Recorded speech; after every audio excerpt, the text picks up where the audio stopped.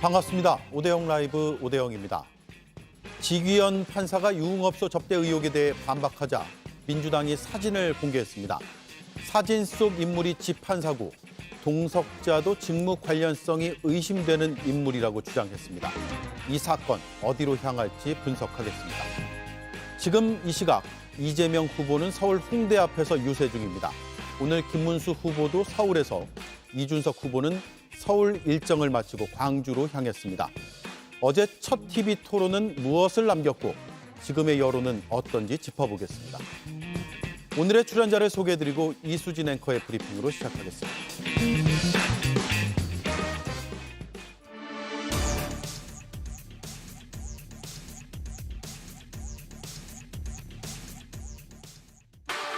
오늘 윤석열 전 대통령 내란 혐의 재판을 시작하면서 지귀현 부장판사는 자신의 의혹에 대해 선을 그었습니다.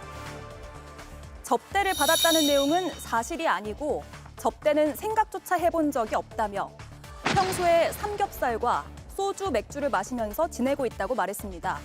그런 시대가 아니라면서 삼겹살과 소맥조차 사주는 사람이 없다고 덧붙였습니다. 그러자 민주당은 지귀현 판사의 모습이라며 사진을 공개했습니다. 지귀현 판사는 룸살롱에서 삼겹살을 드십니까? 어떻게 뻔뻔하게 거짓말을 합니까? 접대는 생각도 해본 적이 정말 없습니까? 노종면 의원은 이 룸살롱은 여성 종업원이 나오는 곳이며 집 판사가 이 업소를 출입한 것도 한 번이 아니라고 주장했습니다. 집 판사 옆에 있는 동석자도 직무 관련자로 강하게 의심된다고 설명했습니다. 지금까지 의혹의 핵심은 접대였지만 이젠 거짓말 논란도 추가됐다고 말했습니다. 그것도 내란 재판장에서 본인이 사석입니까, 그 자리가? 거기서 대국민을 상대로 거짓말을 했습니다. 이 부분에 대해서 일단 책임을 져야 합니다.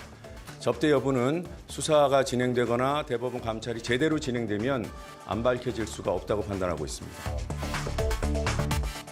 그러면서 민주당은 집 판사의 법복을 당장 벗겨야 한다며 공수처 고발도 검토하고 있다고 했습니다.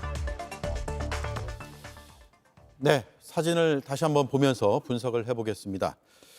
오늘 민주당에서 공개한 사진이고요. 가장 오른쪽이 지귀현 판사라고 민주당은 설명하고 있습니다. 이건 앞서 이제 공개됐던 유흥업소 내부 사진이고 이건 새롭게 오늘 공개가 됐습니다. 민주당에선 직접 유흥업소를 방문했고 어떤 방식의 영업을 하는 곳인지까지 조사를 마쳤다라고 설명을 했습니다. 서영주, 이재영 의원께 바로 같은 질문을 드릴게요. 오늘 공개한 민주당의 공개 사진, 유흥업소 접대 의혹을 입증할 결정적인 증거입니까, 아닙니까? 결정적인 증거가 될 수 있다고 충분히 볼 수 있을 것 같아요. 왜 그러냐면 지귀현 판사가 오늘 재판에서 공적인 자리에서 본인의 신상에 대해서 얘기를 했단 말입니다. 예. 저는 지귀현 판사가 본인은 그런 적이 없다. 자기는 삼겹살과 소주만 먹고 심지어 삼겹살과 소주도 사주는 사람이 없을 정도로 굉장히 절제된 생활을 한다라고 변명을 한 거잖아요.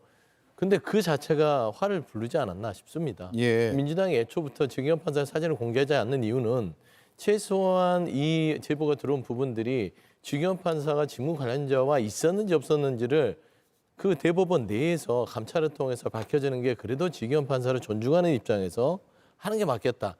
이게 그냥 무차별 폭로전으로 안 가는 게 좋겠다라는 판단에서 했던 것인데 지귀현 판사가 이 자체를 아예 부정해 버렸던 차에 사진 공개를 결정하게 된 것이고 지금 누가 보더라도 이게 일반 삼겹살을 먹는 음식점은 아닌 것 같아요. 예. 그리고 뭐 물병이라든지 어떤 특정 차들이 놓여 있는 걸 보면 어떤 적개업소나 유흥업소에 해당 사진인 거는 맞는 것 같고요. 이게 룸살롱인지 아니면 어딘지는 모르겠으나 최소한 일반적인 그런 어떤 식당으로 보기는 어렵다라고 예. 봤을 때는 오늘 민주당 대변인이 공개한 사진은 상당히 지귀현 판사의 말과 배치되는 신빙성이 확보된 어떤 자료라고 볼 수 있을 것 같아요. 예.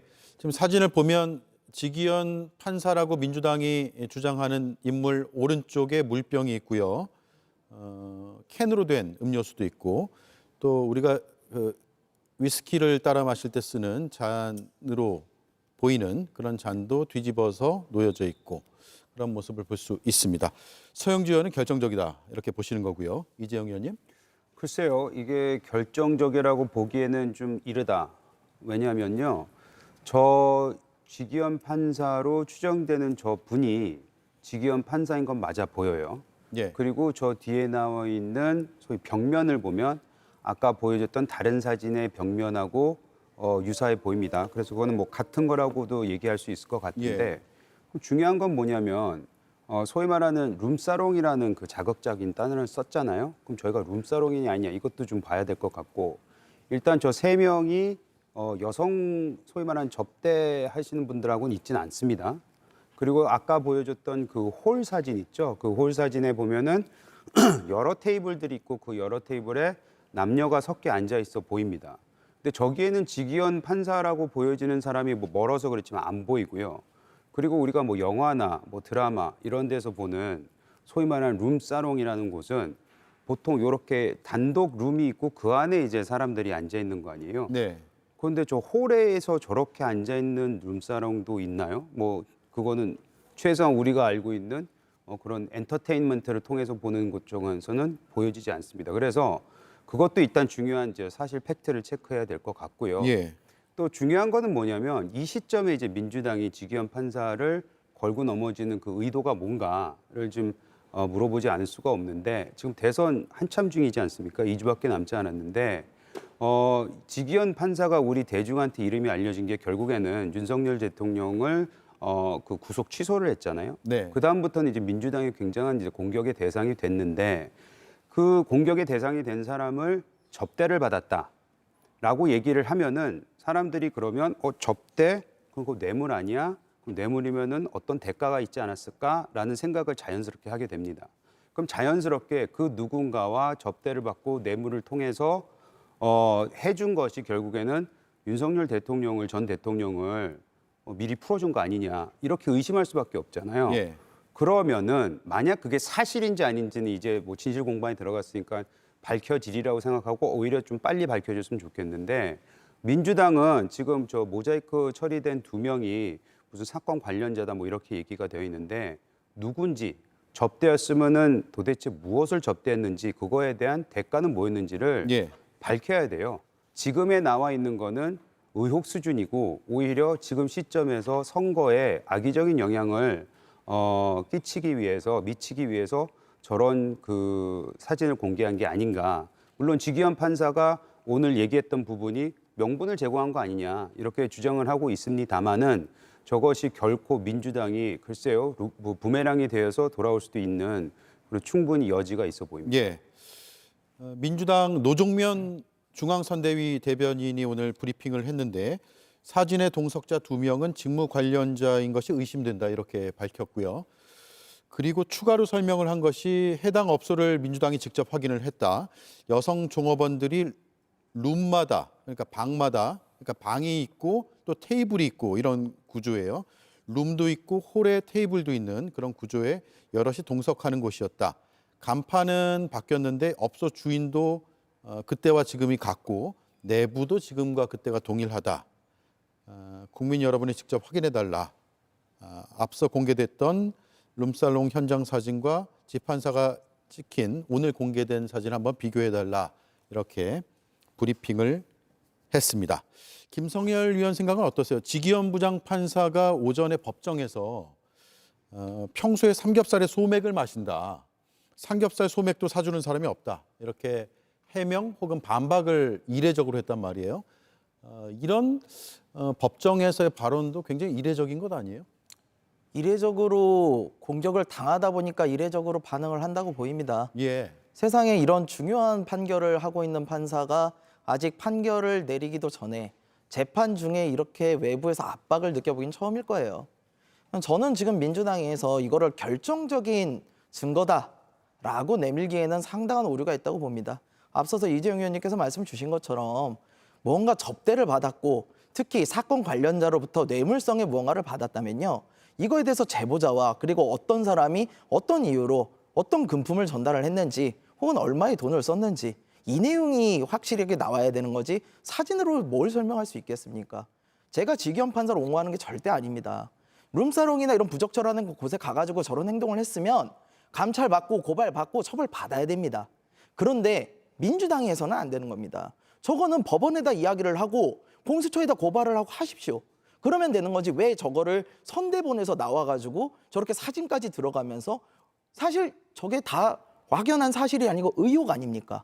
근데 의혹을 이렇게 지금 수위를 달리고 있는 선대본에서 나와가지고 한다는 거 저는 이거 바람직하지 않다고 보이고요. 이런 식으로 중요한 사건을 맡은 판사나 검사들에 대해서 공격을 하기 시작하면요. 예. 앞으로 권력자에 대해서 누가 수사를 하고 누가 재판을 할 수 있겠습니까? 저는 이런 거는 너무 오버하는 일이다라는 생각을 합니다. 예. 아니 그러니까 모든 일에 있어서 뭔가 미심쩍다면 증거를 확실하게 대라. 증거를 확실하게 되는 건 공수처와 수사기관이 하는 겁니다. 언론도 의혹 제기를 하는 것이지 그러면 언론도 어떤 그 고위공직자들의 비위 혐의들이 제보가 들어와서 확인했을 때 최소한의 팩트만 확인하면 그 팩트를 검찰이나 공수처나 수사기관이 하는 거예요. 지금도 똑같습니다.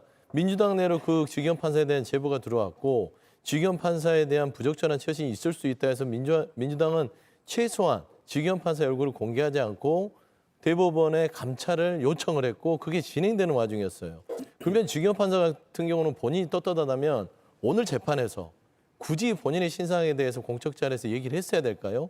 사실 지켜보면 민주당이 오늘 1시 50분에 노정면 대변인이 이 사진을 공개한 이유는 직위원 판사가 그 재판에 앞서 본인은 삼겹살과 소주만 먹는 첨녀만 판사다 이 얘기를 한 겁니다.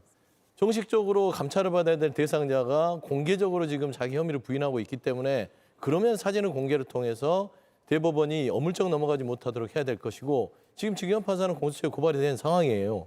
그리고 민주당 내에서 이걸 따로 공수처에 고발을 할 상황이고요. 그래서 저는 지금 뭐 중요한 재판을 앞뒀다. 지금 내란 우두머리 혐의와 내란 행위를 저질렀던 사람들에 대한 재판이 직위원 판사가 아니라 누가 오더라도 그거를 무죄를 내리거나 잘못된 판단을 내리겠습니까? 다만 직위원 판사의 처신과 판단 자체가 이례적으로 구속 취소를 하면서 그 구속 취소의 판결에 도저히 안 되겠다고 주변에서 느낀 사람들이 제보를 한 것이지 민주당이 없는 사실을 만들었다라고 이게 결과론적으로 비판하는 것들은 조금은 직위원 판사를 보호하려고 하는 거 아니냐. 저는 그렇게밖에 보이지 않습니다. 예. 저도 짧게만 다시 반박하겠습니다. 일단 민주당이 없는 사실을 이야기했다고 말씀드리지 않습니다. 있는 사실이니까 하셨겠죠. 공당인데 그것도 지금 가장 높은 지지율을 받고 있는 대선 후보의 캠프에서 저런 걸 공식적으로 할 때는 그만큼의 확인은 하셨겠죠. 최소한은. 그런데 말이죠. 민주당은 책임감을 좀 더 가지셔야 돼요. 왜냐하면은 저걸 저렇게 민주당에서 이야기하는 순간 직위원이라는 사람이 겪게 될 그 피해는 잘 모르시는 겁니다. 진짜 수많은 지지자들이 계속해서 악플, 문자, 그 주변에 있는 사람들까지도 엄청난 공격들을 해요. 그걸 민주당이 의도하지 않았다 하더라도요. 민주당이 그렇게 하면은 지지자들이 그렇게 하는 걸 여태껏 봐오지 않았습니까? 그렇다면 이런 사법부에 대한 돈 없는 공격을 할 것을 뻔히 알면서 민주당이 이렇게까지 해야 되느냐? 그럼 고발하고 법원의 행정처에서 나오면 처벌하면 되는 겁니다. 그 이상은 하지 않았으면 좋겠습니다. 예. 공개적으로 할 게 아니라 이런 제보가 있다면 법원 행정처에 전달하거나 이런 방식을 썼어야 된다. 좀 더 사실 확인을 하셔서 하시거나 아니면 수사기관을 통해서 하시는 게 좀 더 적절해 보인다. 이런 말씀입니다. 예. 그 공수처에 고발할 수 있죠. 그리고 법원에 직위원 판사에 대한 도덕성 문제라든지 행위에 대해서 문제가 되는 것이 있지 않느냐 당연히 질의할 수 있고 요청할 수 있습니다. 근데 이것을 지금 발표하고 있는 저 자리가 선대위잖아요. 선대위는 뭐 하는 곳입니까? 선거를 치르기 위해서 모인 그 기구이자 조직이잖아요. 그러면 이것을 선거에 쓰기 위해서 이 이슈를 다루고 있다고밖에 볼 수가 없지 않습니까? 예. 저 지금 사실이 드러난 것이 만약 사실이라고 치면 그것도 지금 두고 봐야 되겠지만 저 사진만 가지고 지금 민주당이 제보받은 것이 모두가 사실이냐? 그건 아직 판결을 받아봐야 되는 부분이잖아요. 판단을 받아야 되는데 그것이 체크가 안 된 상황에서 지금 2주 남은 선거에서 선대위가 들고 나왔다. 누가 봐도 선거에 영향을 미치기 위해서 이슈로 잡았다고밖에 볼 수가 없는 거거든요. 예. 말씀대로 직위원 판사가 예를 들어서 재판에 대해서 뭐 부정적으로 할 수 있지 않겠느냐 이런 걱정하시는 것까지는 받아들이겠어요. 근데 그게 2주 후에 바로 판결이 납니까? 저런 이슈는 이미 벌써 고발을 해놨고 재판을 받기 위해서 또는 이제 수사가 들어가게 되면은 나올 내용입니다. 지금 시점에 쓰는 이유가 뭐냐? 그 의도를 지금 의심하고 있는 거죠. 예. 아니 주기현 판사 문제에 대해서 이게 판사 전체를 흔들려는 민주당의 입장이라고 자꾸 호도를 하시는데 주기현 판사의 제보가 이르게 된 걸 에스처도 얘기했듯이 주기현 판사가 초래한 부분이 있다니까요. 예를 들면 주기현 판사가 지금도 당시에 윤석열 전 대통령 지금 내란 우두머리 혐의로 본인이 재판을 하죠. 그분에 대해서 구속 취소 결정을 하는데 아직도 검찰은 구속영장의 기간을 시로 쓰는지 일로 쓰는지 모르겠어요. 제 생각에는 아직도 일로 쓰는 것 같습니다. 근데 유독 내란의 우두머리인 윤석열 전 대통령은 시로 계산해서 풀어줬단 말입니다. 그리고 심우정 검찰총장은 이 자체를 즉시한 것 또한 포기했어요. 그러면 주기현 판사나 심우정 총장이 과연 합리적인 사법적인 결정을 했느냐라는 점에서는 좀 석연찮음이 있습니다. 그런 의미에서 제보가 들어왔고 그러면 이게 어떤 큰 내란의 세력 중에 역할을 한 거 아니냐라는 의문들이 국민들 사이에 있다라는 점에서 출발했는데 결국에는 판사의 청렴성에 대해서 들어가게 된 것이에요. 단편적으로.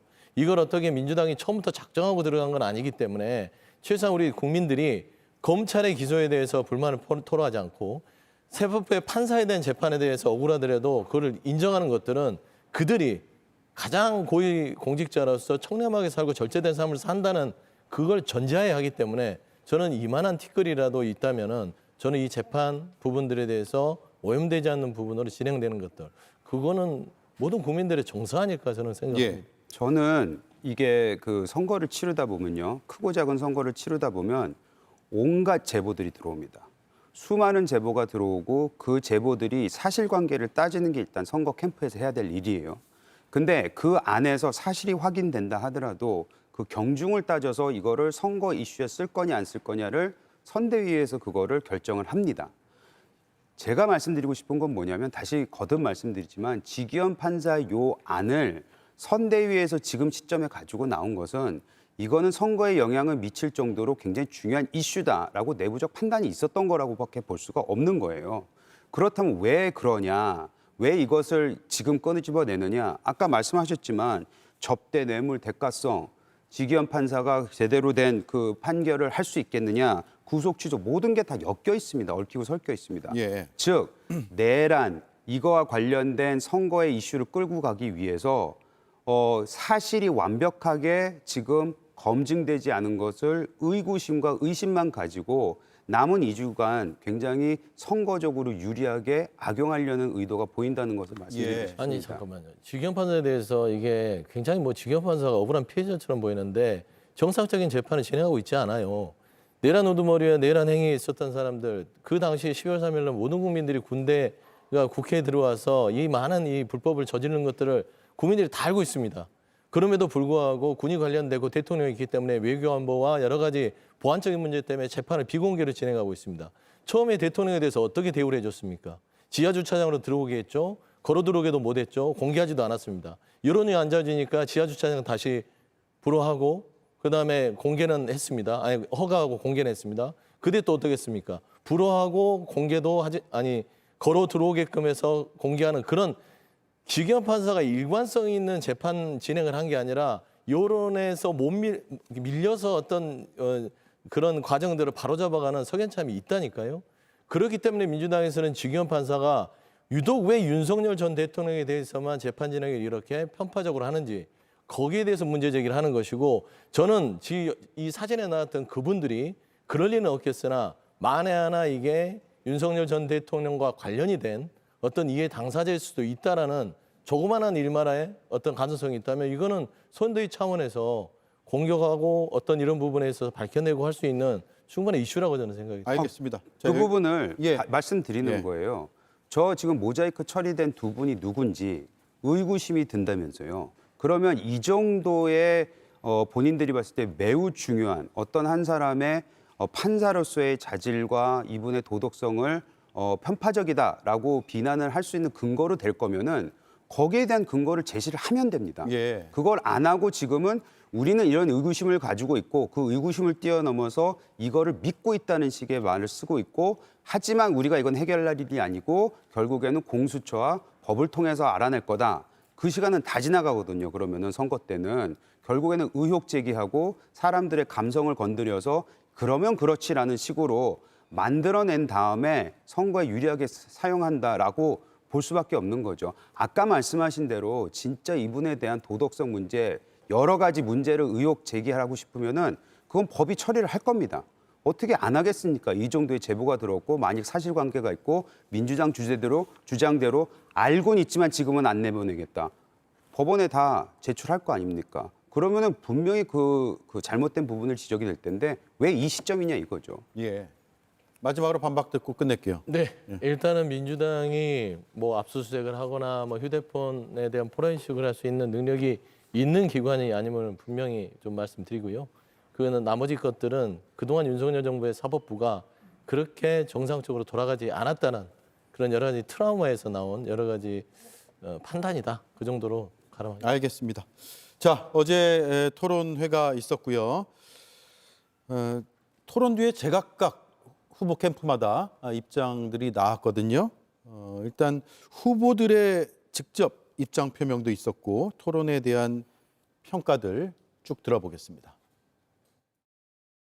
우리 국민들의 삶이나 대한민국의 상황이 매우 어려운데 어떤 방식으로 이 난제를 타개할 것인지에 대해서 진지한 토론이 되었다고 생각합니다. 앞으로 우리 더 나은 국민들의 삶을 위해서, 더 나은 대한민국의 미래를 위해서 더 많이 연구하고 토론하도록 하겠습니다.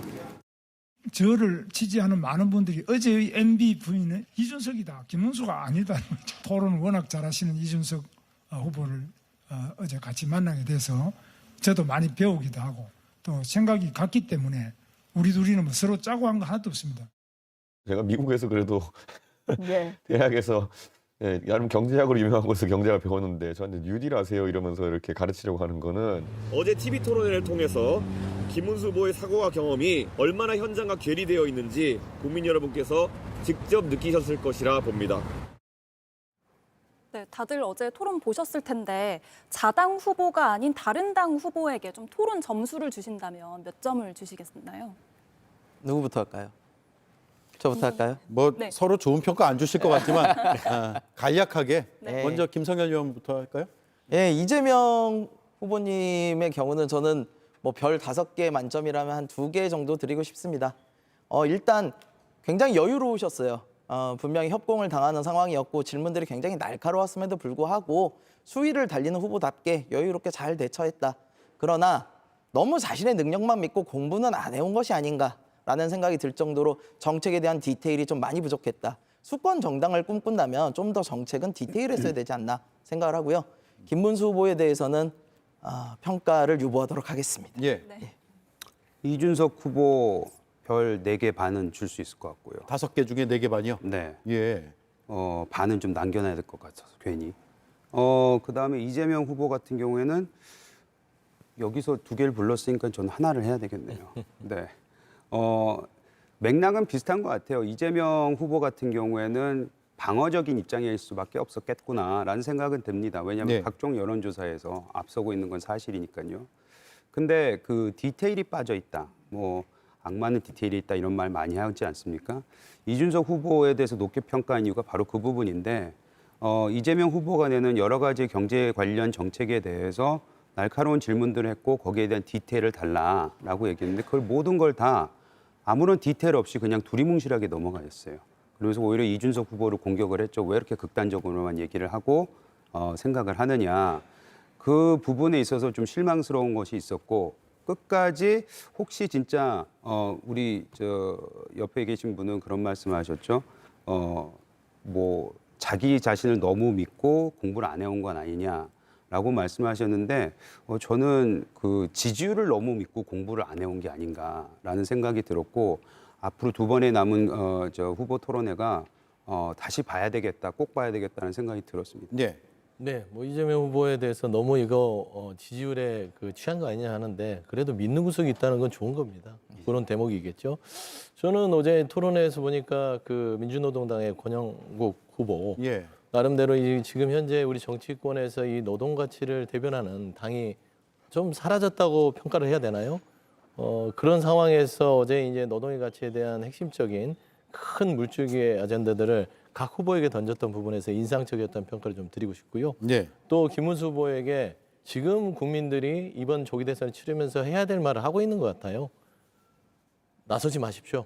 사퇴하는 게 국민들의 도리 아니냐. 예. 내란에 대해서 그리고 비상금에 대해서 그렇게 옹호하는 듯한 태도를 가지고서 지금 이 대선에 나오는 게 말이 됩니까? 라는 그 일가를 날릴 때 물론 불편한 사람들도 있었겠지만 저는 명확하게 민주노동당다운 발언이었다. 그리고 용기 있는 발언이었다는 점에서 저는 많은 별점을 주고 싶습니다. 예. 그다음에는 이준석 후보가 그 내용을 많이 준비를 해왔더라고요. 좀 아는 게 많은 것처럼 보이려고 했는지 모르겠지만 저는 최소한 이준석 후보가 여러 가지 그 나이에 비하지 않게 정치적인 업력도 있고 영민하고 똑똑하다는 평가를 받는 것 저는 높이 삽니다. 다만 정치라는 것들은 저는 그동안 이 정치적으로 성공했던 그분들을 특히 김대중 전 대통령을 제가 말씀드리는데 이준석 후보는 김대중 전 대통령을 좀 배워야 될 것 같아요. 김대중 전 대통령은 물론 여러 가지 학식이나 학업상 물론 그 뭐라고 해야 되죠? 좋은 대학이나 뭐 좋은 경제학 뭐 강의를 듣지 않더라도 일성을 이뤘잖아요. 김대중이라는 분은 대한민국의 경제를 일으켰던 분입니다. 그분이 가장 지론으로 삼았던 건 국민들이 이해할 수 있는 가장 쉬운 말로 설명해라. 정치인들이 어려운 말 하지 말고 중학교 2학년짜리들이 들어도 이해할 수 있는 얘기를 하는 게 정치인이다. 어려운 걸 쉽게 얘기하는 게 정치인인데 어제 이준석 후보의 아쉬운 점은 쉬운 문제를 어렵게 얘기해요. 그게 뭐냐면 현학적 허세라고 하죠. 예. 본인이 뭔가를 많이 알고 대중들은 나의 어려운 말을 보면서 나에 대해서 대단히 높게 평가할 거야. 그게 어제 이재명 후보의 공격 포인트였는데 본인은 내가 정말 똑똑하고 내가 더 멋있어 보였을까 생각할지 모르지만 어제 득점 포인트에서는 이준석 후보가 크게 그런 부분들은 좀 부족했다 예. 하는 점을 좀 지적하고 싶습니다. 네, 역시나 예상했던 결과대로 서로에게 좋은 평가는 하지 않았습니다. 여러 쟁점들이 등장했는데 결국 커피 원가 120원만 기억이 난다 이런 분들이 꽤 많아요. 김문수 후보가 이에 대해서 포문을 열었고 이재명 후보가 답변을 했는데 보고 이야기 나누겠습니다. 후보는 그저께 전북 군산 유시를 가셔가지고 커피 한 잔의 원가가 120원이라고 발언하셔가지고 지금 뭐 굉장히 시끄럽죠. 어떻게 커피 원가가 지금 또 120원이라고 생각하십니까? 이 말에는 맥락이라는 게 있죠. 제가 말씀드렸던 2019년 봄경 정도에는 120원 정도 한 게 맞아요. 거기는 인건비나 또는 시설비 같은 게 감안되지 않은 거죠. 그러니까 원료값이 이 정도 드니까 닭죽을 파는 것보다는 더 나은 환경에서 더 나은 영업을 하도록 지원해 주겠다 이 말을 한 건데 그 말을 떼내가지고 그렇게 왜곡하시면 아니, 닭죽 파는 사람들에 비해 가지고 커피가 굉장히 폭리를 취하는 것처럼 이렇게 돼서 굉장히 분노를 많이 하고 있는데 이런 점은 굉장히 저는 안타깝게 생각하고요. 그러니까 원가 자체가 뭔지에 대한 부분이 그렇고 그것만 넘어가겠습니다. 넘어가지 마시고요. 네, 그다음에 기회가 있으니까. 예, 원가 120원 공방인데 이재명 후보는 맥락이 있는데 그 맥락을 왜곡했다라고 답변을 했고요. 김문수 후보는 닭죽 파는 사람에 비해서 커피가 굉장히 폭리를 취하는 것처럼 말을 한 것이다라고 주장을 했습니다. 세 분께 같은 질문 드릴게요. 맥락의 왜곡입니까 아닙니까? 김성결 위원님.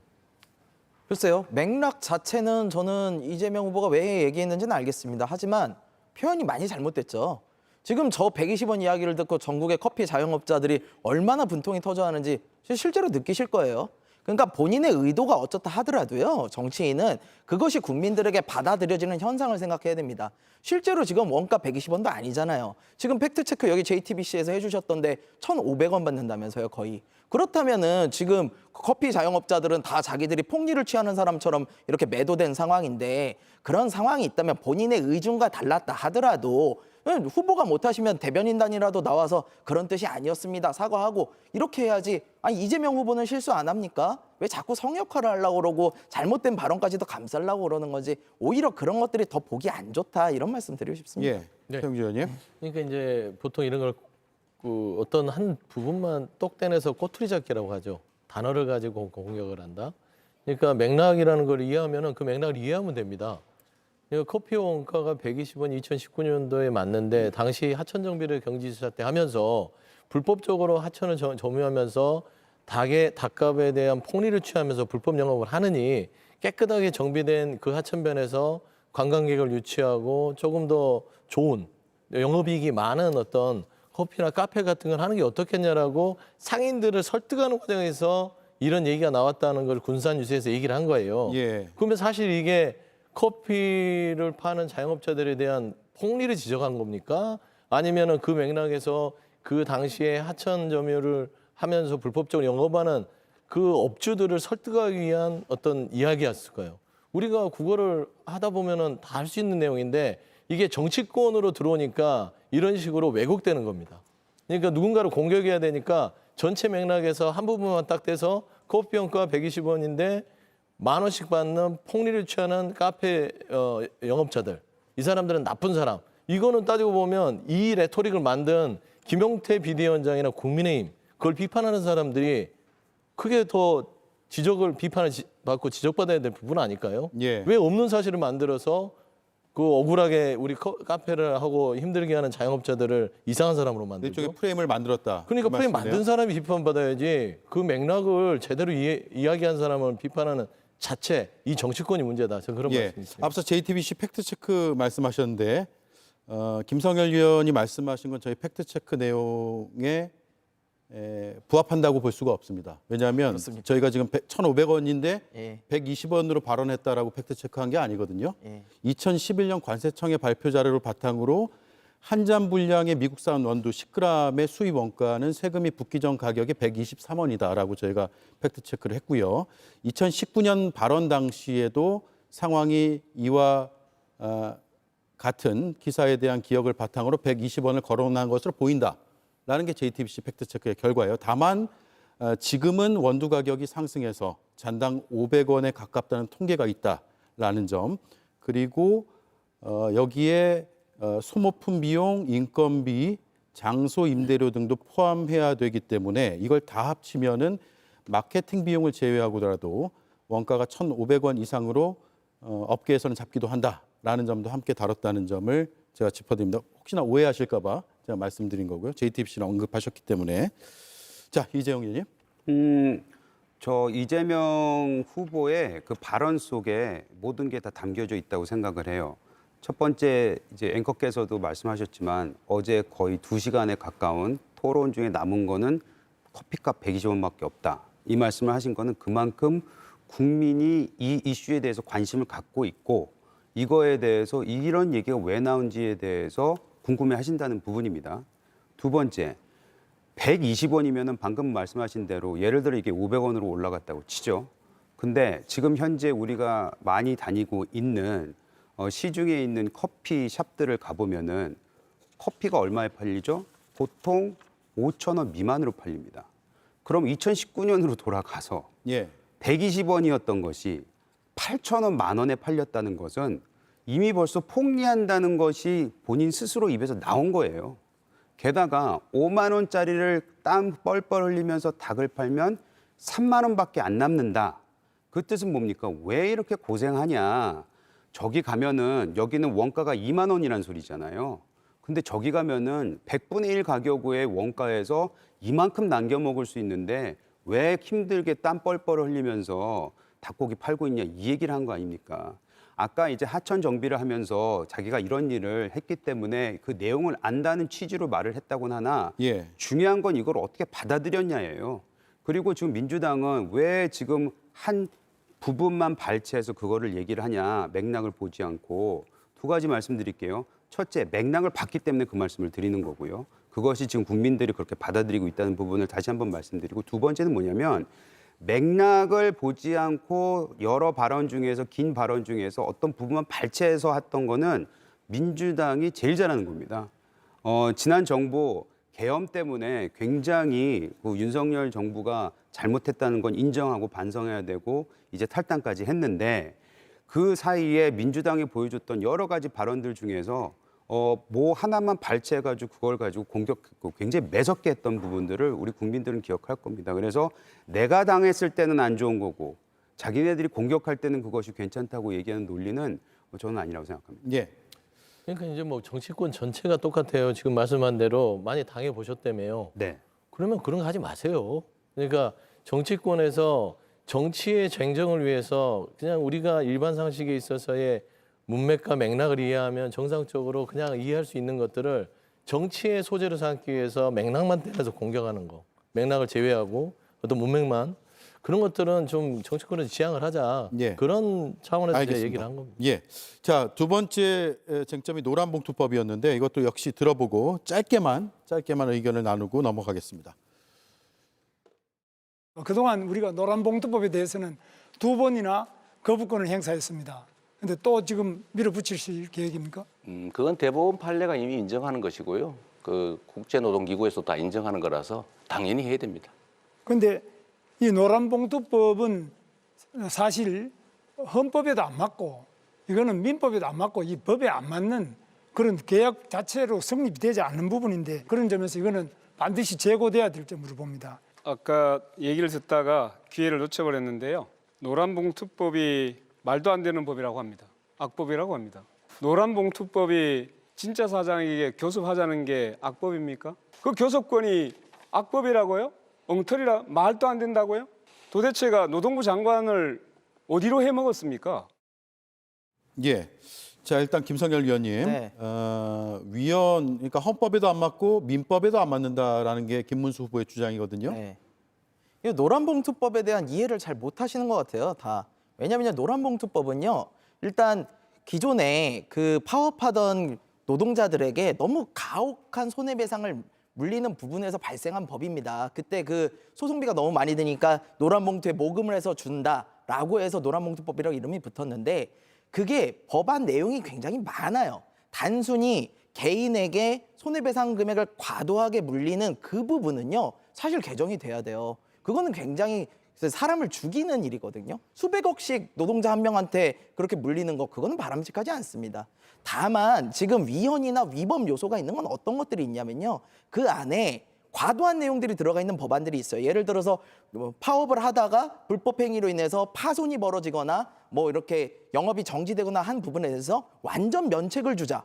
그건 있을 수가 없잖아요. 그런 것들에 대해서는 할 수가 없는 부분이고 또 권영국 후보께서 말씀하신 것처럼 진짜 사장에게 교섭권을 주자. 예, 좋습니다. 근데 우리나라 현실이 그렇지 않아요. 예를 들어 삼성 이재용 회장이 지금 가지고 있는 계열사나 그 계열상이 또 하청, 재하청까지 따지면 수백 개가 넘을 거예요. 그럼 수백 개의 진짜 사장을 다 이재용 회장이 그거를 다 교섭을 해줘야 됩니까? 1년 365일 교섭을 하게 될 거예요.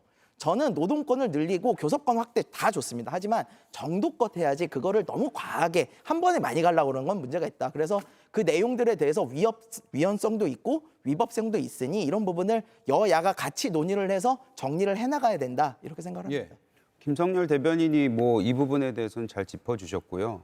저도 여러 가지 내용 중에서 가장 큰 문제가 되는 것은 결국에는 불법 파업 중에 일어난 여러 가지 손해배상을 전면적으로 면책을 해준다. 이런 부분은 문제가 있다고 생각이 돼요. 그래서 거기에서 조정안이 생길 수 있다는 부분이 있는데 다만 이제 의구심이 드는 것 또는 이제 불만스러운 부분은 뭐냐면 이게 문재인 정부 시절에 나왔던 거죠 말이죠. 문재인 정부를 기억하실지 모르겠죠. 그때도 야당은 그때는 여당이었죠. 여당이 야당보다 의원수도 많았고 그리고 정부였습니다. 예. 여당이었습니다. 그때 충분히 통과를 시킬 수 있었는데 그때는 안 했어요.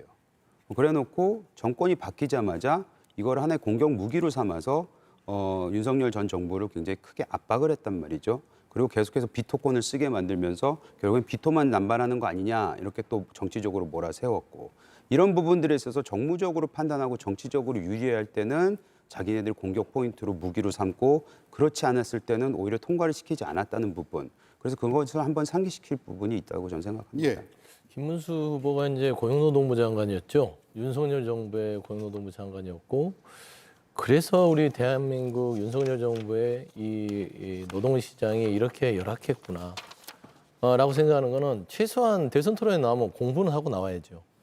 그리고 본인이 고용노동부 장관이었는데 노란봉투 부분 노조법의 2조 3조인데 말한 대로 교섭이라는 부분이고 이게 진짜 사장, 본청에 대해서 뭔가 우리들의 의견과 손해를 책임지게끔 하는 것입니다. 네. 그러니까 이 대한민국의 이 근로 이 시장 자체의 구조가 본청이 돈이 많으면 나머지 좀 힘들고 그 좀 본인들이 관여하기 싫은 거는 하청을 줍니다.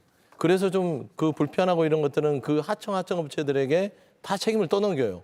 근데 실질상 그 하청 업체에서 일하는 실제 주인은 그 본청인 대기업입니다.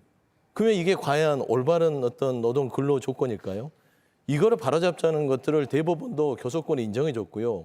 입법조사처 자체도 민법과 출동관세에 낮다고 얘기를 했지 않습니까? 입법조사처에서. 입법조사처가요? 예. 그러면은 이런 부분들은 최소한 노동부 장관이었으면 인정을 해야죠. 다만 김문수 후보자가 노동부 장관 경산호 위원장 때 이런 얘기를 했죠. 불법 파업하는 사람들에게는 손해배상 폭탄이 특효약이다. 이런 발언을 했기 때문에 당연히 아무리 법적으로 문제가 없더라도 본인한테 위헌적이라고 하지만 저는 최소한 노란봉투법 부분들은 김문수 후보가 팩트를 체크 안 하고 들어온 실언이다라고 좀 비판하고 싶습니다. 예. 저거 그래서 잠깐 짧게만 말씀드릴게요. 입법조사처에서 얘기한 저 부분은요. 제가 그 당시 환노위에서 저 법안을 다루고 있었기 때문에 아는데요. 저 부분은 그 당시에 제가 말씀드렸던 이런 교섭권의 무리한 확대나 아니면은 파업인으로 인해서 발생한 손해배상에 대한 무조건 면책 이런 건 빠진 내용이에요. 그러다 보니까 지금 저렇게 민법이나 위헌이 충돌하지 않는다 뭐 이런 얘기가 나온 거고요. 지금 제가 우려하는 부분들은 그러한 조항이 살아있는 그런 노란봉투법이거든요. 예. 그래서 이 부분은 여야가 좀 절충안을 가져야 되는 부분입니다. 알겠습니다. 자, 다음 이슈로 갈게요. 오늘 여론조사가 나왔는데 대구 경북 민심 굉장히 요동치고 있는 것으로 보입니다. 이수진 앵커가 브리핑하겠습니다. 공격.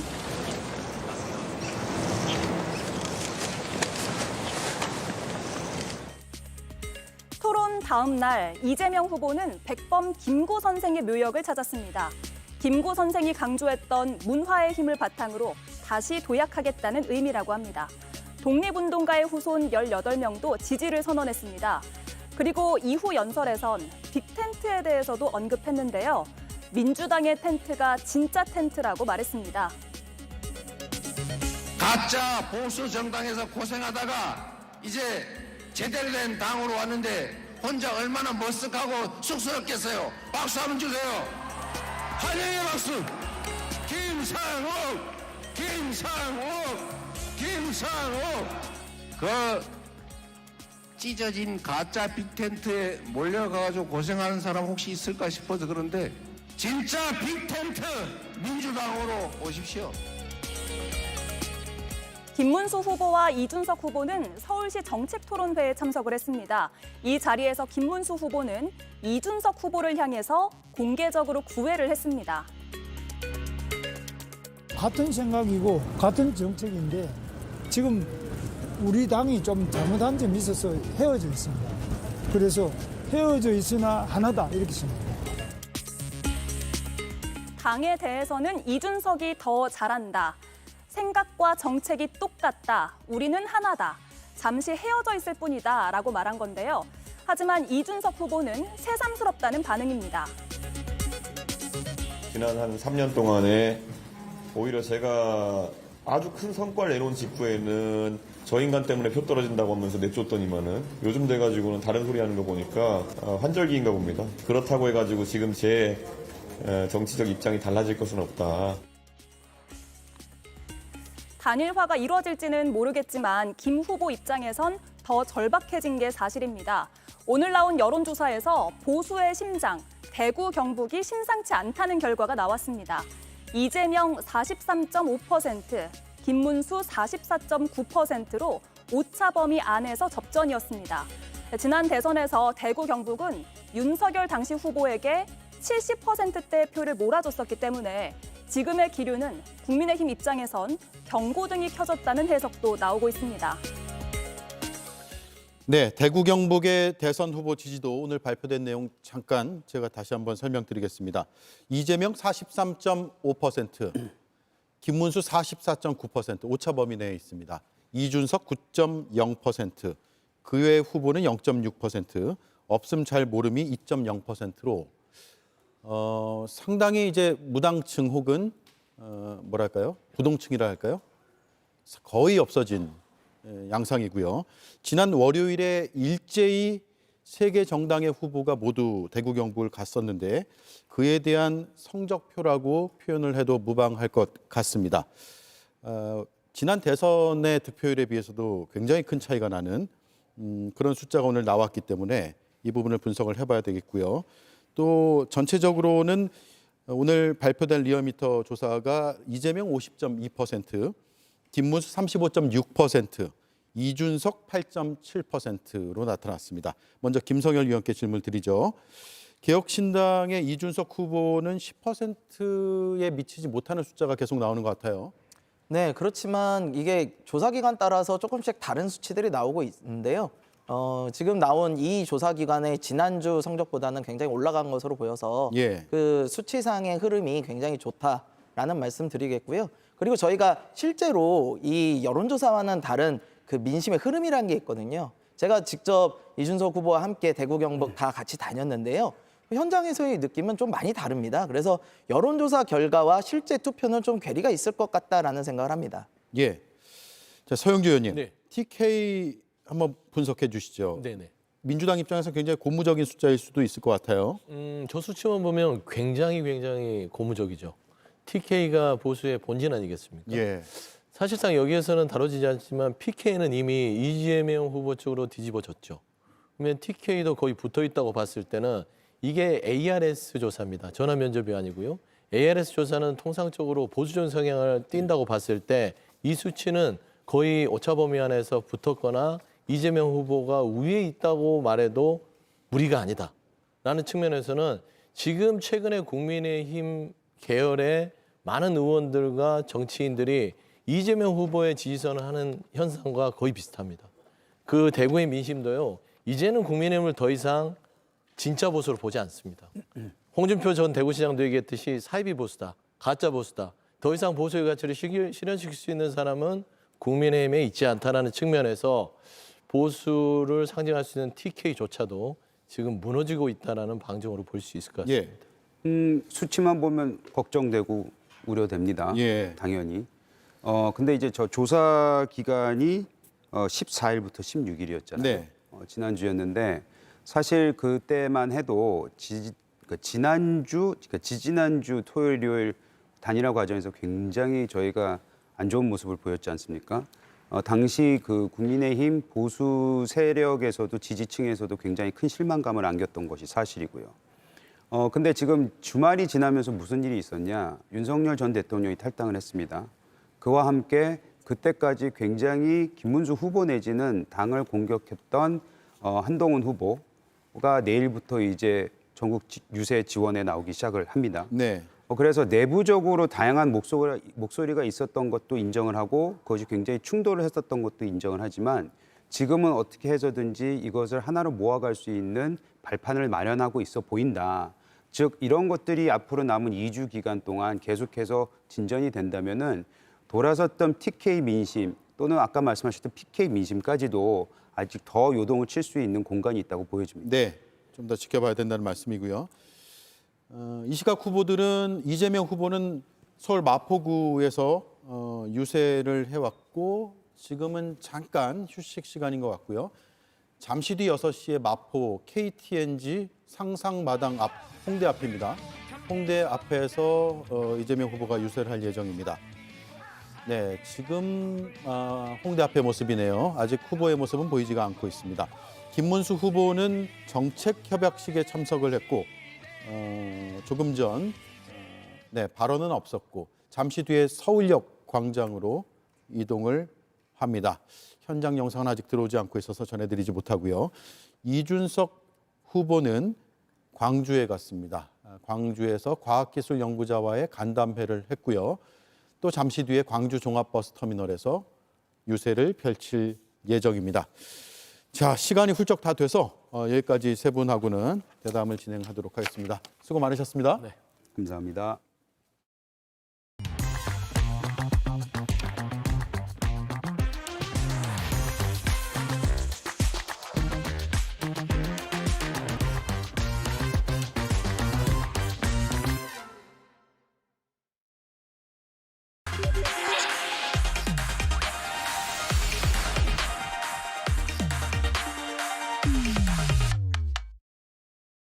네, 오대영 라이브의 간판 코너 단도직입을 시작하겠습니다. 홍익표 민주당 골목골목 선대위 서울위원장, 김종혁 전 국민의힘 최고위원 나와 있습니다. 어서 오십시오. 반갑습니다. 네, 반갑습니다. 예. 자, 이수진 앵커가 첫 TV 토론에 대한 브리핑을 하고 이어가겠습니다.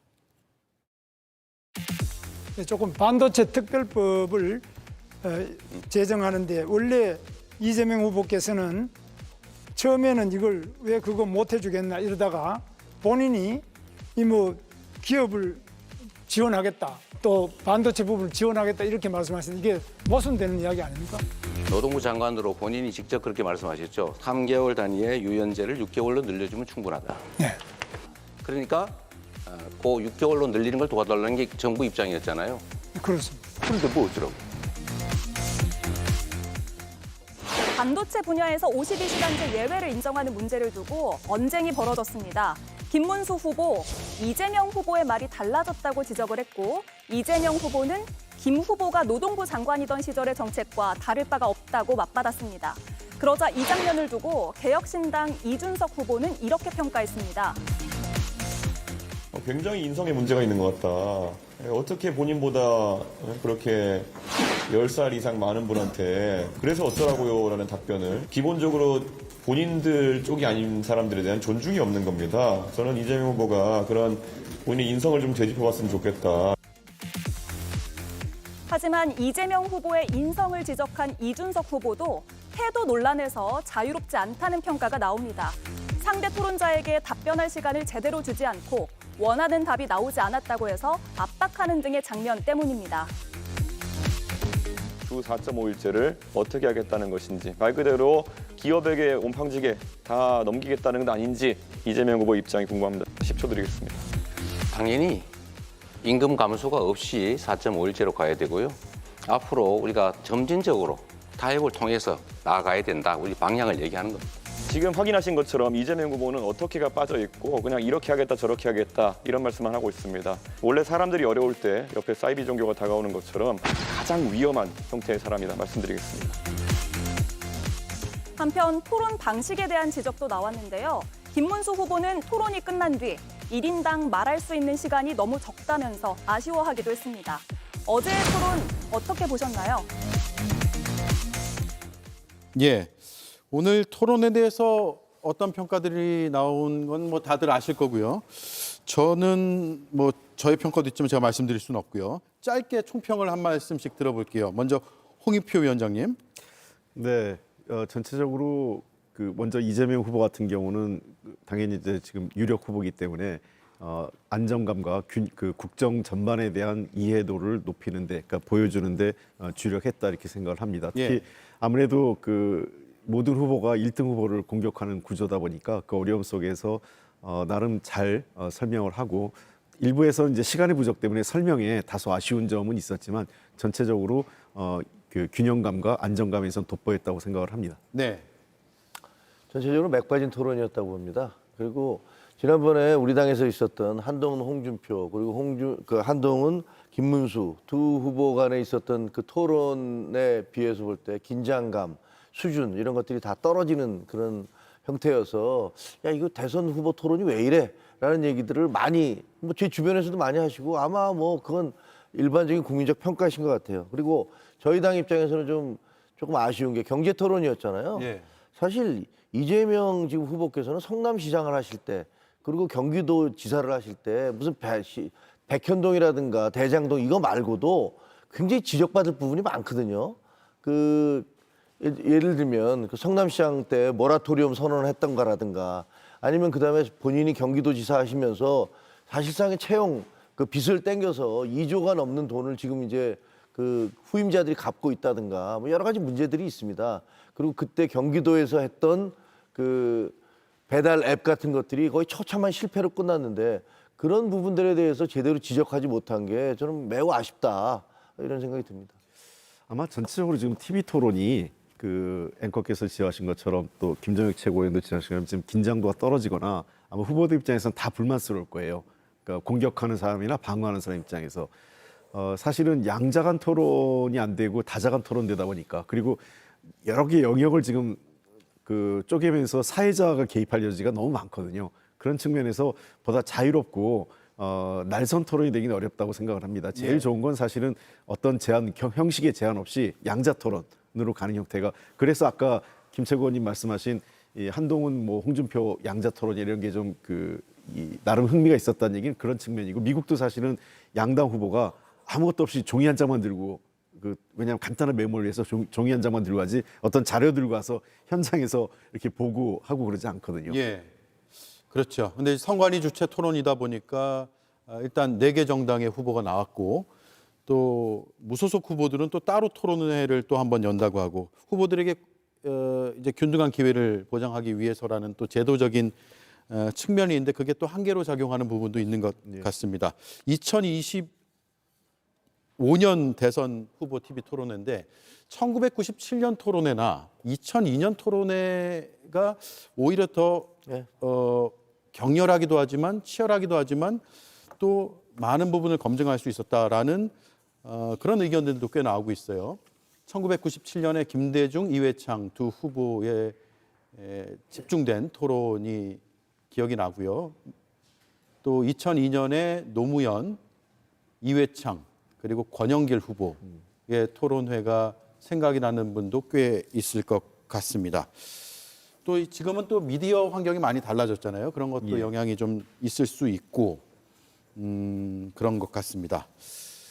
자, 두 번의 법정 TV 토론이 더 남았는데 지지율 변화에 영향을 줄 수 있을까요? 없을까요?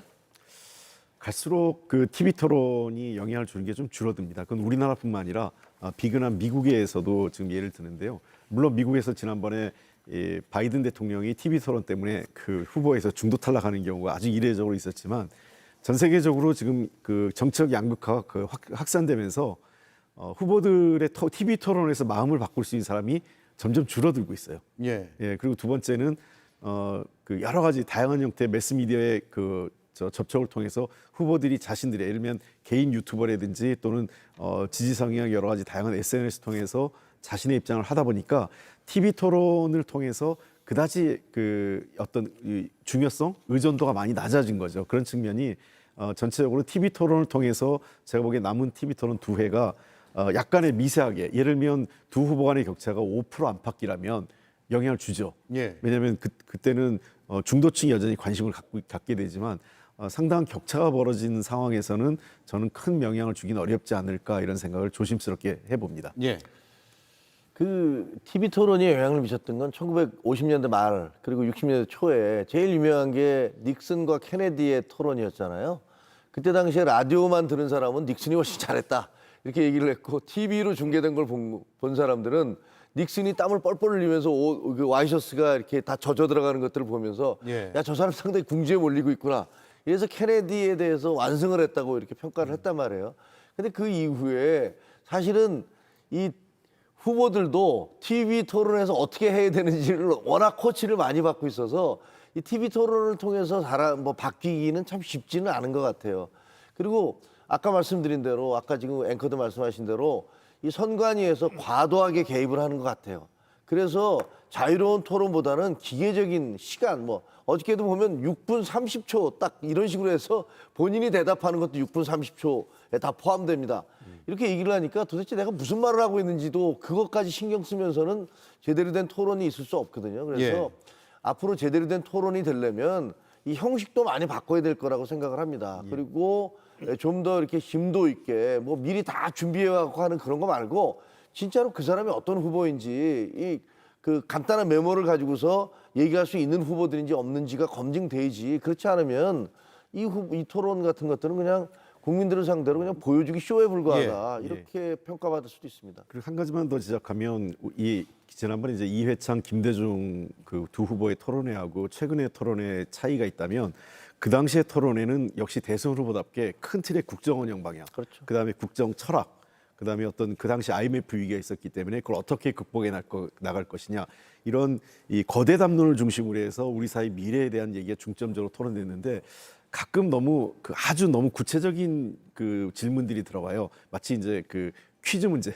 예. 너 당신 이거 알아? 사실 모를 수도 있죠, 후보가. 그 아주 구체적인 거를. 근데 그런 것까지 물어보는 것은 적절치 않다 이렇게 생각하고. 상대의 뭐 실수라든가 그렇습니다. 오름을 부각시키기 위해서 내가 일부러 그 함정 질문 같은 것들 그렇습니다. 한다. 저 사람보다 내가 지식이 많다라는 걸 예. 과시하려고 하거나 또는 말꼬리 잡는 식의 토론은 그닥 그렇게 좋은 방향은 아니다는 겁니다. 예. 그때 당시에 70대, 60대, 40대가 붙은 거잖아요. 97년도에. 그때 이인재 후보가 49세인가 그랬습니다. 네. 그리고 이회창 후보가 60대, 그다음에 DJ 그러니까 김대중 후보가 70대였잖아요. 그러니까 지금과 구조가 비슷해요. 그때 이 김문수 후보가 70대고, 그다음에 60대가 이재명 후보고, 예. 그다음에 이제 40살이 간 넘은 이준석 후보까지 있어서 이 연령별로 보면 굉장히 비슷한 구조인데 사실은 그때가 지금보다 퀄러티, 그러니까 수준이 더 높았던 것 같아요. 그리고 그때 당시에 뭐 이인재 돌풍도 막 불고 그랬었잖아요. 그러니까 그 토론 자체가 정말 박진감 넘쳤던 걸로 기억을 하는데 이번 토론은 그로부터 몇십 년이 지난 거의 30년 가까이 지났다는 그런 측면을 따져 보면은 야 이건 조금 오히려 후퇴하고 있나? 그리고 예를 들면 그 방송국도 적어도 기술이 더 발전을 해서 토론이 이렇게 잘 끊기지 않고 갈 수 있도록 해줬어야 되는데 그런 것도 좀 부족한 것 같고 아무래도 이래저래 과거보다 오히려 그 아쉬움이 많이 남는 그런 토론이었다라고 생각이 듭니다. 예.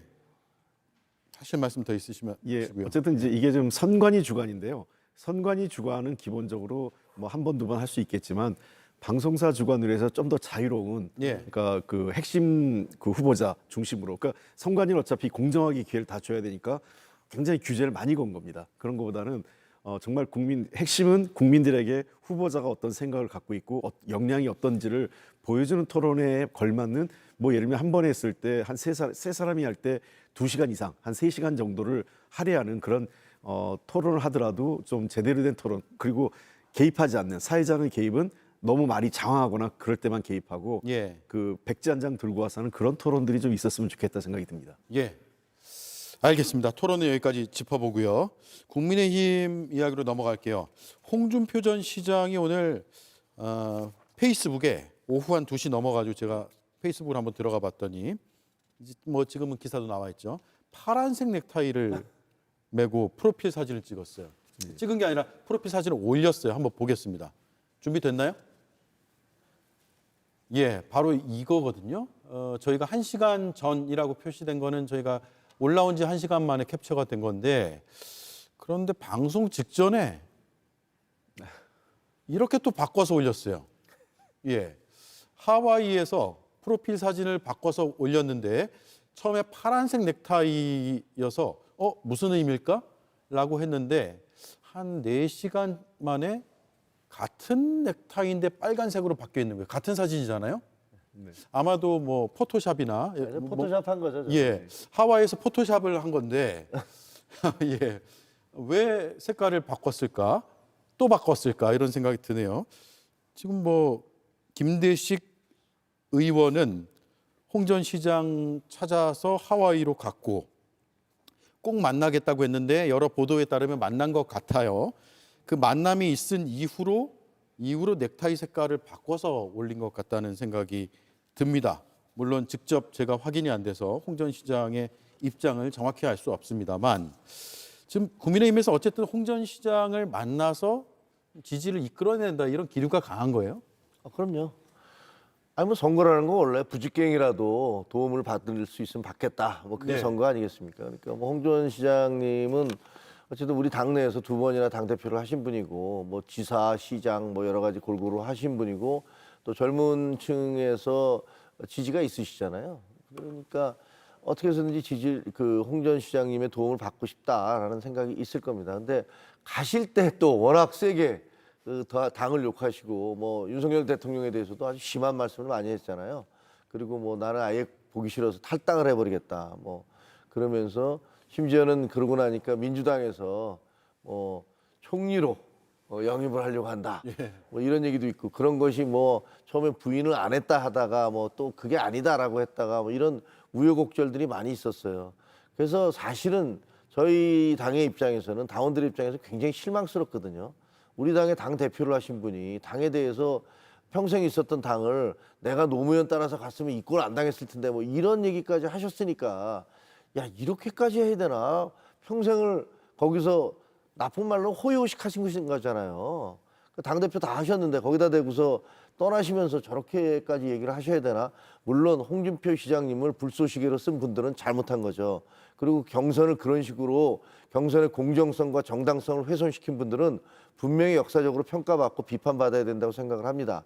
하지만 그렇다고 해서 홍 전 시장님이 저희 당에 대해서 하신 말씀도 그게 그렇게 꼭 당원들 마음에 이렇게 후벼 파는 것이어서 좋아 보이지는 않습니다. 예. 앞으로 어떻게 하실지 좀 지켜봐야겠지만 그래도 과거와 같은 영향력은 많이 떨어졌다 이런 생각이 듭니다. 예, 지난 금요일에 홍준표 전 시장이 자신의 페이스북이었나요? 아니면 청년의 꿈 사이트에 당분간 정치 포스팅을 중지합니다. 그러니까 정치적인 뭐 해석을 낳거나 정치적인 주장이 담긴 그런 내용의 게시물을 올리지 않겠다라고 공개적으로 저렇게 밝힌 건데 금요일이죠. 토요일, 일요일, 월요일 사흘 만에 넥타이 색깔이 바뀌는 포스팅을 했기 때문에 이건 뭐 글은 아니지만 누가 보더라도 정치적인 해석을 낳는 그런 커버 사진의 업데이트입니다.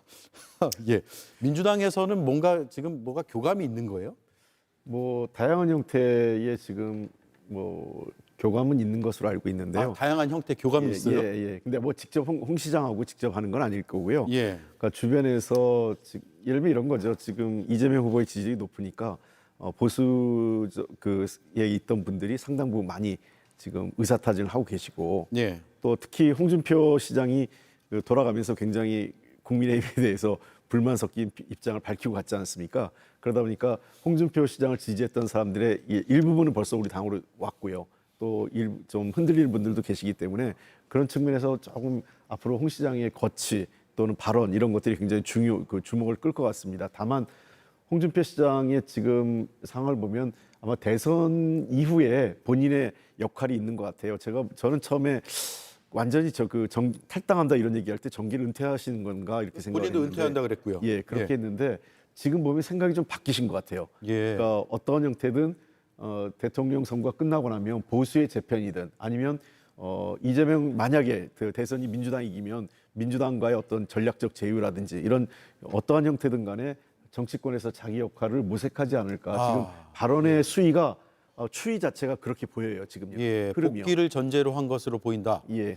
빨간색 넥타이도 멜 수 있고 파란색 넥타이도 멜 수 있다. 네. 그러니까 아까 그 정치 포스팅이 예. 포스팅을 당분간 중지한다 그랬지 안 하겠다고 하지 않았거든요. 예. 그러니까 그 얘기는 일정 시간이 흐르고 대선이 끝난다면 자신이 뭔가 정치적 발언을 하겠다 이런 얘기로 들립니다. 예. 그러면 빨간색 넥타이도 멜 수 있고 파란색 넥타이도 멜 수 있는데 이재명 대선 후보가 대통령이 된다 그러면 파란 넥타이를 메고 함께 할 수도 있고 또 혹은 또 반대로 보수의 재편에 내가 붉은색 넥타이를 메고 함께 할 수 있다라는 걸로 또 읽히기도 하고요. 그렇습니다. 보는 사람에 따라서는 뭐 다양한 해석이 나올 수 있을 것 같아요. 특히 보수의 재편과 관련돼서 주목돼야 될 게 어차피 저는 대선에서 크게 만약에 국민의힘이 패배할 경우에는 패배의 책임자를 논할 수밖에 없지 않습니까? 그게 핵심적인 거는 윤석열 전 대통령과 친윤 세력이 상당 부분 책임이 있는 거죠. 현 당권파죠. 예. 그러니까 저는 그런 부분들이 책임을 지고 물러난다면 그 권력적 공백이 교체기에 그러면 홍준표 전 시장이나 한동훈 전 대표 등등 이런 분들이 자기 공간이 열리지 않을까 이렇게 보입니다. 예. 물론 이제 친윤계와는 다른 행보들이지만 친윤이 아닌 그 세력들이 함께 뭉쳐서 보수 재편하자 이런 식으로 갈 수도 있을까요?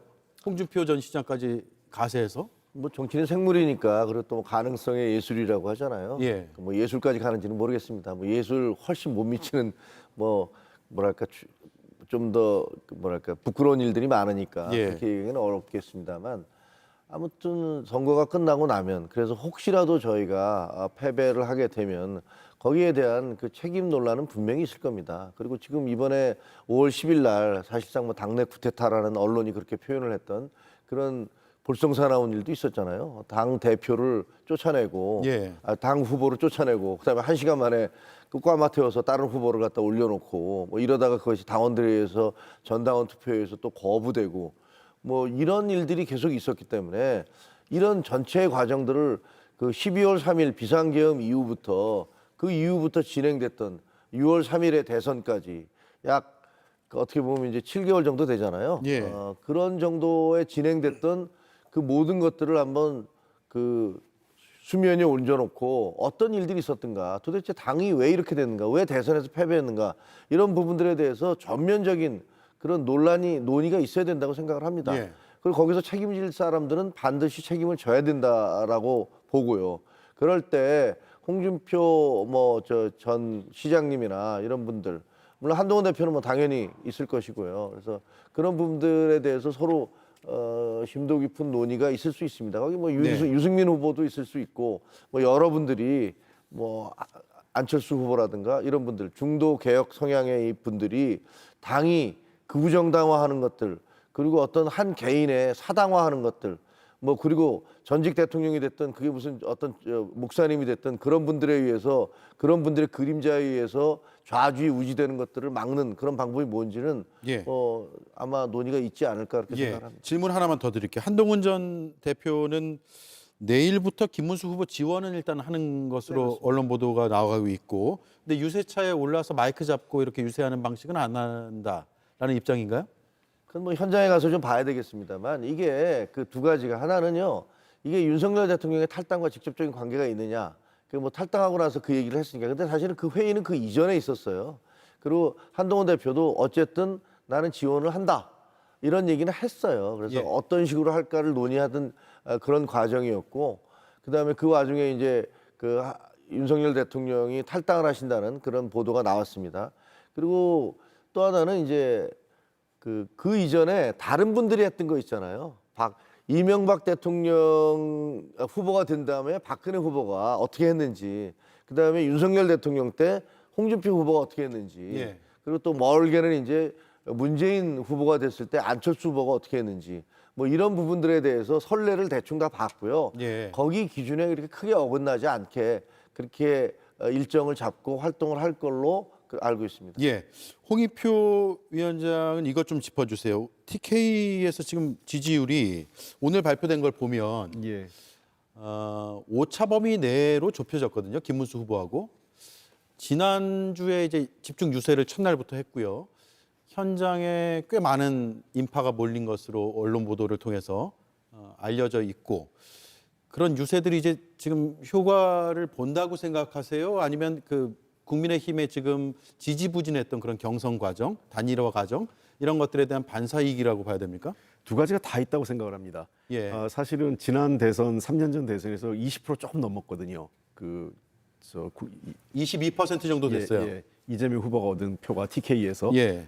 굉장히 낮은 수치였는데 지금 전체적으로 그 국민의힘의 어떤 반사이익이 얻기 전에 30%를 조금 상회했어요. 근데 국민의힘 스스로가 무너지면서 반사 효과까지 거두면서 지금 40% 안팎으로 지금 지지율이 올랐기 때문에 예. 저는 그동안 이재명 후보가 전략적으로 정책적으로 중도 보수까지 외연 확장한 것, 그다음에 여러 가지 중도층 인사, 예를 들면 그 윤여준 그 선대위원장을 포함한 여러 인사들을 끌어들인 점들, 그런 것들이 효과를 보다가 예. 최근에 국민의힘의 내분과 지리멸멸한 이런 상황들까지 감안되면서 반사 효과까지 거둔 것 아니냐. 근데 워낙 TK에서는 상황에 따라서 또 변화가 있기 때문에 저희로서는 굉장히 조심스럽게, 뭐 고무적이긴 하지만 저 결과가 끝까지 이어질 것이다 이렇게 자신은 못하겠습니다. 왜냐하면 이번 대선에 확실한 것은 샤이 보수가 있는 건 분명한 것 같아요. 예. 그래서 김문수 후보가 나타난 득표율보다는 조금 더 상회할 수 있다고 생각을 하고, 끝까지 TK 지역에서 그 40% 전후의 득표율을 올릴 수 있도록 저희들이 최선을 다해야 된다고 생각을 합니다. 예. 지금 후보마다 합치면 43.5, 44.9, 9.0이잖아요. 97% 정도 되나요? 거의 뭐 모름뭉답이라거나 혹은 지지 후보 없음이 거의 없어요. 거의 무당 혹은 부동층이라고 보이는 답변이 거의 없습니다. 2.6%만 제외하고는 새 후보에게 일단은 응답을 했어요. 그리고 이재명 후보하고 김문수 후보하고 이제 오차 범위 내에 있고 그런 상황이어서 그 부분도 좀 주의 있게 볼 필요가 있을 것 같습니다. 네, TK의 이런 민심을 국민의힘에서는 상당히 예의주시할 수밖에 없을 것 같아요. 지금 뭐 이제 경고등이 들어온 건 사실이죠. 그리고 PK 지역에서는 더 또 심각한 상황이다. 뭐 이런 얘기가 있는데 PK 지역은 지난번에 거제시장 그리고 그 교육감, 부산 교육감인가요? 뭐 경남 교육감인가? 저 선거하는 과정에 있어서 저희가 다 졌잖아요. 그런 걸 보면은 그때부터 이미 경고등이 들어온 건 사실이에요. 그런데 저는 뭐 그렇다 하더라도 저렇게 가지는 않을 거라고 봅니다. 왜냐면 저거 나중에 막판에 가잖아요. 그러면 대구 분들은 광주의 그 여론조사를 신경 안 쓸 수가 없어요. 그리고 예를 들면 호남에서 보면 거의 70~80%를 이재명 후보를 일방적으로 지지를 하게 된다. 그러면 당연히 그 반대쪽에서는 야 이건 너무 심한 거 아니야? 뭐 이런 또 반대 급부, 반사작용 뭐 이런 게 있을 수 있다고 생각을 합니다. 그럼에도 불구하고 지금 보수 텃밭이라는 데서 저 수치는 아마 이게 저희가 기억하기로는 아마 해방 이후 처음 아닐까 싶은 생각이 들 정도로 과거에 이제 김대중 그다음에 박정희 두 분이 이렇게 갈린 다음에 영호남이라는 그런 갈등이 생겨나고 투표에서 그런 양쪽의 투표 양상이 만들어진 다음에는 저런 정도의 득표는 여론조사에서도 처음인 것 같거든요. 또 못 본 것 같아요. 그래서 진짜로 저게 가능한 수치인가라는 생각은 들거든요. 그래서 좀 더 지켜봐야겠습니다. 뭐 여론조사 한 군데에서 나온 걸 가지고서 저희가 뭐 그게 굳어졌다라든가 저게 일반적인 민심이 저렇다라고 얘기하기는 뭐 쉽지 않은 거니까요. 알겠습니다. 자, 시간이 다 됐네요. 오늘 여기까지 진행하고요. 두 분 말씀 잘 들었습니다. 홍익표 민주당 골목골목 선대위 서울위원장, 김종혁 전 국민의힘 최고위원 고생 많으셨습니다. 고맙습니다. 감사합니다.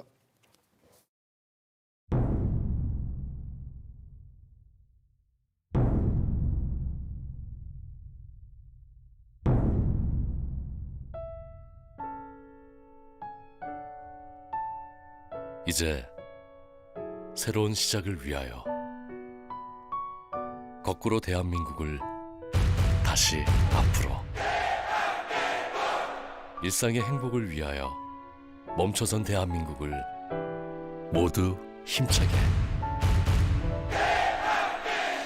회복과 성장을 위하여 위대한 대한민국을 함께 여기서 좌절과 절망을 딛고 대한국민과 함께 일어나 이제부터 진짜 대한민국을 꼭 만들겠습니다. 이제부터 진짜 대한민국. 지금은 이재명. 개헌, 그중에서도 권력구조 개편에 대한 공약을 비교해 보겠습니다. 2030년 선출될 대통령부터 4년 연임제를 실시하고 결선 투표제도 도입한다. 이재명 후보의 공약입니다. 차기 대통령은 임기를 3년으로 한다. 2028년부터 4년 중임제를 실시하고 대선과 총선을 함께 치른다. 김문수 후보의 공약입니다. 두 후보의 가장 큰 차이는 개헌 적용의 시점입니다. 연임이냐, 중임이냐에서도 다릅니다. 개혁신당은 지난해 총선에서 4년 중임제, 국민투표제를 공약한 바 있고 그중 일부를 법안으로 발의한 상태입니다. 여러분은 어떤 후보의 어떤 공약이 더 나은 방향이라고 생각하십니까? 앵커 한마디였습니다. 컬리 쓰고 세상이 넓어졌다. 치즈의 세상, 과일의 세상, 빵의 세상까지. 인생은 짧고 맛있는 건 많구나. 짧은 인생을 좋은 것으로. 컬리. 이 세계는 너무나 넓어. 또 너무나 작아. 얼마나 조용하고 얼마나 요란한지. 모든 걸 알겠다가도 아무것도 모르겠어. 넌 아니? 눈에 치이는 모든 것들이 뻔해지면 가던 길에서 벗어나. 새로운 세상이 거기 있을 테니까. 나의 세계를 놀랍게. 놀. 지치지 않으세요? 에너지가 넘치는데요? 비타민 B군이 2배 강화된 뉴 센트룸이 23가지 영양을 꽉 채워주니까. 비타민 B군이 2배로 새로워진 센트룸을 만나보세요. 오대영 라이브 마치겠습니다. 내일 뵙겠습니다. 고맙습니다.